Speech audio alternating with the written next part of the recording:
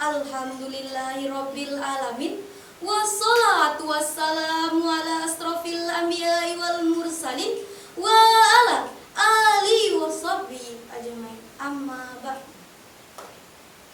Yang terhormat hadirin wal hadirat rahimakumullah. Yang pertama-tama dan yang paling kita utamakan, marilah kita panjatkan rasa puja dan puji syukur kita atas kehadirat Allah Subhanahu wa Ta'ala, yang mana yang telah memberikan kita nikmat, beribu-ribu nikmat, bahkan berjuta-juta nikmat. Di antaranya nikmat iman, nikmat Islam, bahkan nikmat sehat walafiat, sehingga kita dapat berkumpul di tempat yang penuh berkah ini. Amin Allahumma amin. Yang kedua kalinya, selawat berangkaikan salam tak lupa pula kita hanturkan, kita curahkan kepada siapakah beliau? Beliau adalah putranya Abdullah, buah hatinya Siti Aminah, kekasihnya Allah, intannya kota Mekah, beliannya kota Madinah. Siapakah beliau? Beliau adalah Habibina wa Syafi'ina wa Zuriyatina ya Maulana Muhammadin.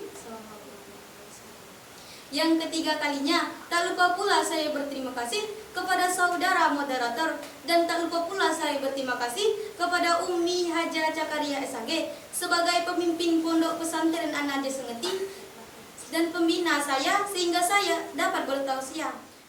Langsung saja ke judul pidato saya yang bertema pengaruh dosa.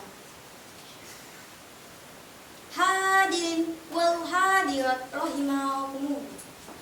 Orang-orang yang sering melaksanakan kebaikan akan memiliki jiwa yang kuat, sehingga tidak gampang terpengaruh terhadap hawa nafsunya. Selain itu juga enggak untuk melaksanakan kejahatan. Misalnya ketika kita sudah memakai pakaian bersih, kita akan menghindari tempat-tempat yang kotor. Sebaliknya juga, orang yang sering melaksanakan kejahatan akan memiliki jiwa yang lemah, rapuh, selalu mempertuhankan hawa nafsunya, perilaku yang merugikan dirinya sendiri, masyarakat. Allah Subhanahu wa Ta'ala berfirman, Bismillahirrahmanirrahim. Balrona ala qulubihim ma kanu yaksibun. Yang artinya bahkan mereka tertutup oleh apa yang mereka perbuat. Quran surat Al-Mutaffifin ayat 14. Maksud ayat di atas adalah dosa yang kita kerjakan dapat menghilangkan cahaya hati, sehingga hati menjadi gelap. Kita tidak bisa membedakan mana yang baik dan mana yang buruk. Bahkan pertimbangan akal mulai tidak stabil. Suatu yang baik dianggap buruk dan suatu yang buruk dianggap baik. Lebih menyukai perzinahan daripada menikah, dan lebih suka menongkrong di gaduh sambil membicarakan aib orang lain daripada di masjid mendengarkan ceramah. Begitulah cahaya orang yang sering melakukan perbuatan dosa. Ayat tersebut kemudian ditafsirkan oleh Rasulullah SAW dalam hadis, Innal mu'mina idza adnaba kanat nuqtatan sauda fil qalbihi fa in ta'abba wastaghfara wa fazi'a sahula qalbuhu fa in zadda hatta ta'lu qalbuhu wa zalika rahnul ladzi dzukira fil Qur'an. Yang artinya, sesungguhnya orang mukmin ketika berbuat dosa, maka muncul noda hitam di hatinya. Apabila bertobat serta tidak mengulanginya lagi, maka akan bersih kembali. Apabila dosa tersebut diulangi kembali, maka akan bertambah banyak sampai menutupi hatinya. Itulah roh yang disebut oleh Allah Subhanahu wa Ta'ala dalam Quran, hadis riwayat Muslim. Hadirin wal hadirat rahimakumullah. Bagaimanapun usaha kita dalam membentangi diri gadis dosa, suatu saat pasti akan runtuh, karena kita bukanlah malaikat. Yang artinya, jika ada yang berbuat kesalahan, itu merupakan hal yang lumrah. Rasulullah SAW bersabda, kullu bani Adam khata'una wa kullu khata'ina tawwabun. Yang artinya, setiap keturunan Nabi Adam itu sering melakukan kesalahan, dan sebaik-baiknya orang yang sering melakukan kesalahan itu segeralah bertobat. Hadirin wal hadirat rahimakumullah. Jika